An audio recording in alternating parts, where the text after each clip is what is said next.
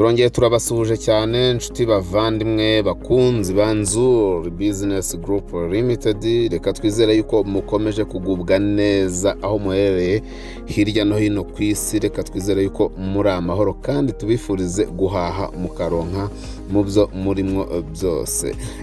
Reka kandi tukwibutse gukanda subscribe, komeza ukande subscribe wowe utarabikora kugira ngo ujye ubona ibyiza byose, imari zose tugenda tubagezaho umunsi ku wundi gatanu kuri gatanu. Kanda subscribe rero ndetse ukore na share ku nshuti n'abavandimwe kugira ngo nabo be gucikanwa, ari nako kandi ukanda kukazogera kugira ngo nyabuneka ujye ugenda ubona imari yose tubagezaho umunsi ku wundi. Iyi ngiro ni Nzur Business Group Limited, company bagezaho imitungo itimukanwa yaba igurishwa cyangwa se ikodeshwa.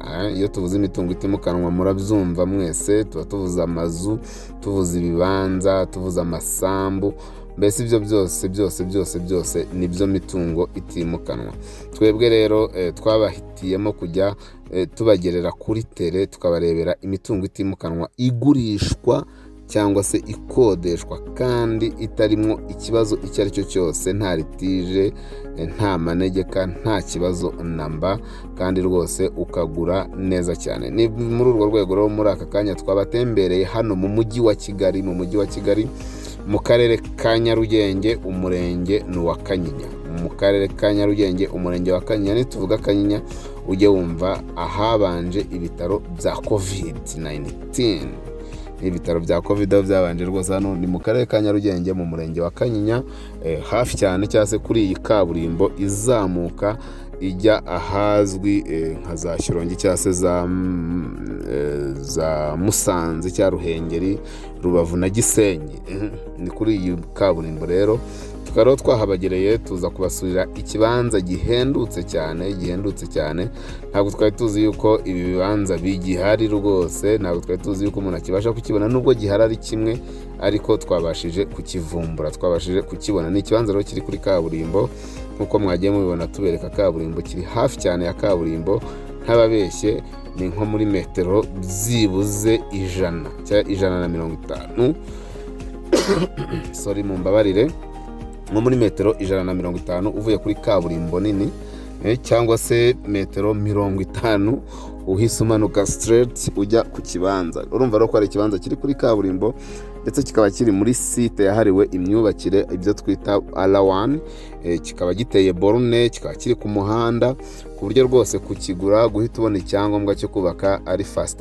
Ni ikibanza kandi gishijije nkuko muri kubireba, kuko nyiracyo nawe yaragiye kucyubaka, ariko iby'isi murabizi, amikoro, ibibazo biravuka. Ariko rero kikaba kiri gushaka amafaranga make. Nyabuneka umuntu ushaka ikibanza cyo kwiyubakiramo inzu yo guturamo hafi cyane ya kaburimbo, ahantu uva muri bisi winjira mu nzu, iki kibanza ntabwo gikwiriye kuba kigucika, kubera yuko kirashaka amafaranga make kandi kiri kuri kaburimbo muri quartier nziza, ahantu hari amashuri, cyegeranye n'amashuri, ahantu hari ibitaro, cyegeranye n'ivuriro, cyegeranye na kaburimbo, cyegeranye n'ahantu ushobora guhahira, ndetse cyegeranye na rebisi cyangwa se ushobora gufatira taxi. Ikibanza rero kirahendutse, ntigikwiriye kugucika, nyabuneka wowe ugishaka, kuko kiri muri R1. No kugura uhita wubaka, dore iyi nzu yo haruguru ubikora kuri kaburimbo, haruguru yayo ni kaburimbo. Iki kibanza rero kirashaka miliyoni 4 zonyine kandi ziri negotiable. Uribaza ikibanza kandi kikaba gifite ubuso bwuzuye, kuko gifite metero kare 323. Gifite ubuso bwa metero kare 323. Urumva ni bwa buso bwemewe, ariko noneho kikarenzaho metero kare 23. Kirenzaho ziba ari nini, ni parking ijyamo imodoka. Bivuze ngo wahubatse ushobora kubakamo inzu y'ibyumba 4 ukabona na parking y'imodoka 3 na jardin n'iki byose, mu gihe abandi ari imodoka 2. Iki kibanza rero ntigikwiriye kugucika, nyabuneka hamagara muri Nzur Business Group Limited kuri ya nimero yacu ariyo 0712 Iyo ngiyo ni kaburimbo turi kubereka, nyabuneka dore ngiyo haruguru, cyangwa se wahamagare kuri